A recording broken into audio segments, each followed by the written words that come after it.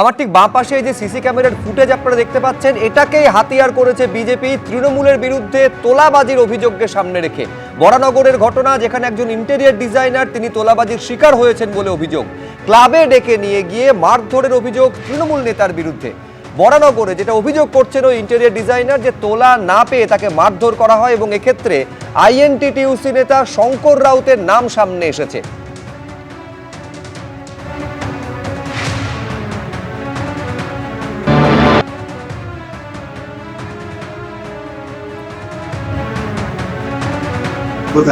আরে শোনো এইগুলো ঠিক হচ্ছে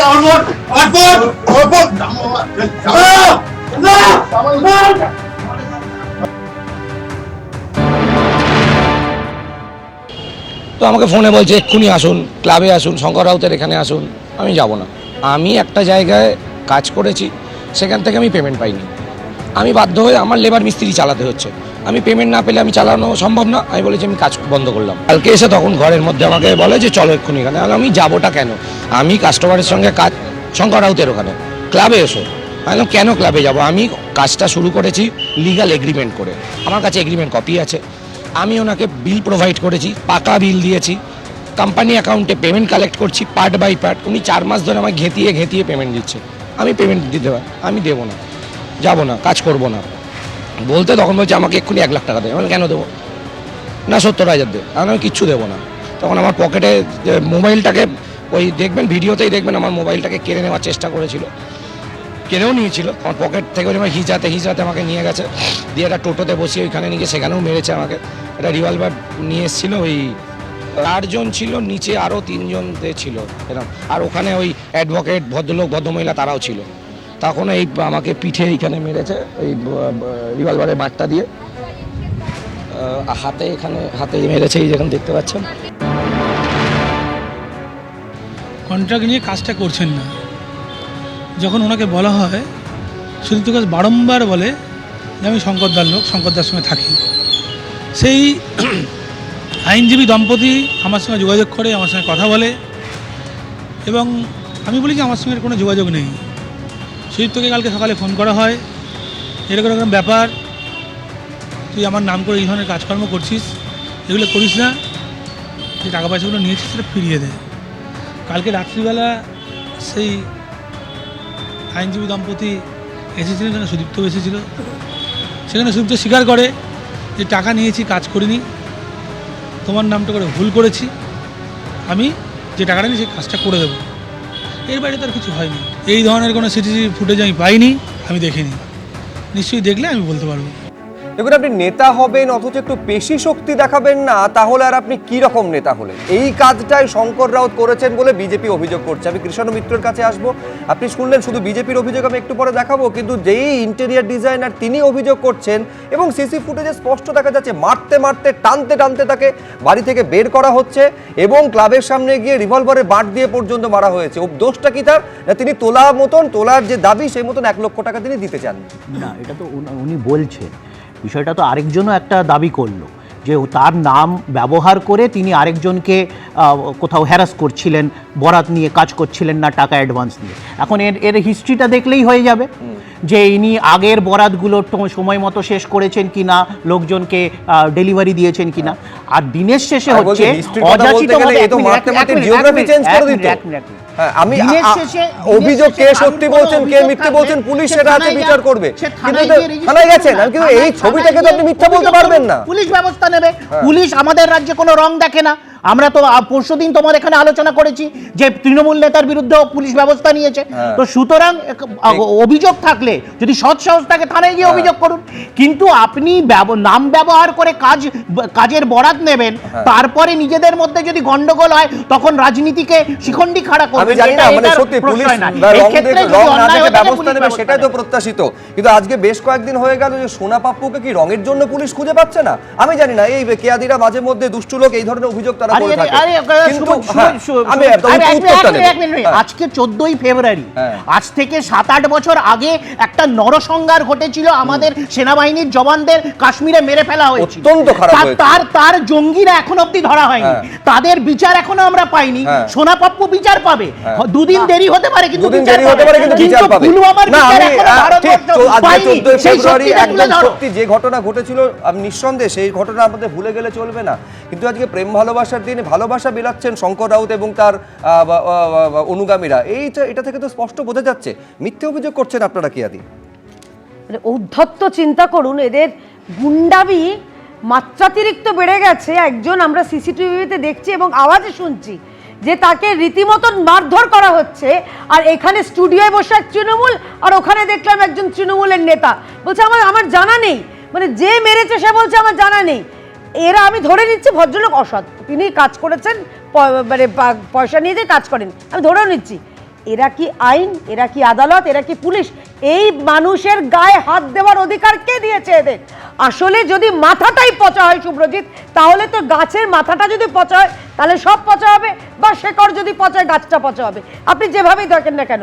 আর আমি কয়েকটা নাম বললাম, আপনি তো বললেন সোনা পাপ্পু, আমরা এর আগে মনিরুল ইসলাম, তার আগে অনুব্রত মণ্ডল পুলিশকেই গালাগালি দিয়েছে, পুলিশের বউকে, পুলিশের মাকে গালাগালি দিয়েও পুলিশের ক্ষমতা হয়নি করে ব্যবস্থা নেওয়ায়।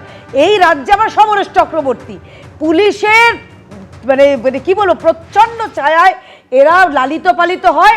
এবং সব থেকে দরকারি কথা, এই যে 1 লাখ টাকাও এই হ্যাঁ, মানে সমরেশ চক্রবর্তীর কথা বললে কেয়াদি আলাদাভাবে বলতে হয় যে সমরেশ চক্রবর্তীকে মাসের পর মাস পুলিশ খুঁজে পায় না, তিনি আসেন, আদালতে যান, তিনি তারপরে জামিন নেন এবং তারপরে তিনি বেরিয়ে যান, পুলিশ তাকে খুঁজে পায় না। এক অদ্ভুত। উনি ভালো, ধন্যবাদ, উনি 14 ফেব্রুয়ারি পুলওয়ামা আক্রমণের কথা বলেছেন, তারপরেরটা উনি জানেন না যে বালাকোট এয়ার স্ট্রাইক হয়েছিল, যেই এয়ার স্ট্রাইকের প্রমাণ আবার আপনার মুখ্যমন্ত্রী মমতা ব্যানার্জি চেয়েছিলেন। শুনুন না, জানি না বদলা নেওয়া হয়েছে, আপনাদের অসুবিধা হতে পারে বদলা নিতে, কিন্তু আমরা আমরা গর্বিত। বেশ, বালাকোট থেকে আমি এবারে বরানগরে চলে আসি।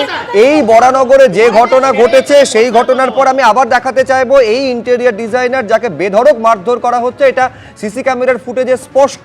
এমনকি রিভলভারের বার দিয়ে তাকে পেটানো হয়েছে। তিনি কি বলছেন, আর কি অভিযোগ করছেন, এবং যেটা অভিযোগ তার বিরুদ্ধে, যিনি টাকা নিয়েও কাজ করেননি, যে আইনজীবীর বাড়িতে ইন্টেরিয়র ডিজাইনিং এর কাজ, সেই আইনজীবী কি বলতেন সেটাও দুটো বক্তব্য পাশাপাশি আপনাদের সামনে রাখবো, তারপরে বাকি অতিথিদের কাছে আসছি। দেখুন।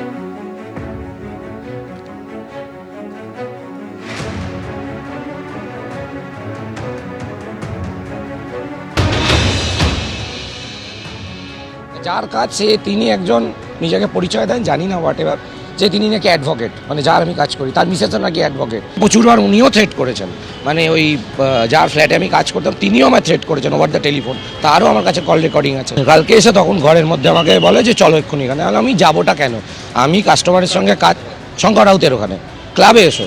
আমি কেন ক্লাবে যাব, আমি কাজটা শুরু করেছি লিগাল এগ্রিমেন্ট করে, আমার কাছে এগ্রিমেন্ট কপি আছে, আমি ওনাকে বিল প্রোভাইড করেছি, পাকা বিল দিয়েছি, কোম্পানি অ্যাকাউন্টে পেমেন্ট কালেক্ট করছি পার্ট বাই পার্ট। উনি 4 মাস ধরে আমায় ঘেঁটিয়ে পেমেন্ট দিচ্ছে, আমি পেমেন্ট দিতে পারি, আমি দেবো না, যাবো না, কাজ করবো না বলতে, তখন বলছে আমাকে এক্ষুনি 1 লাখ টাকা দেবে। আমি কেন দেবো?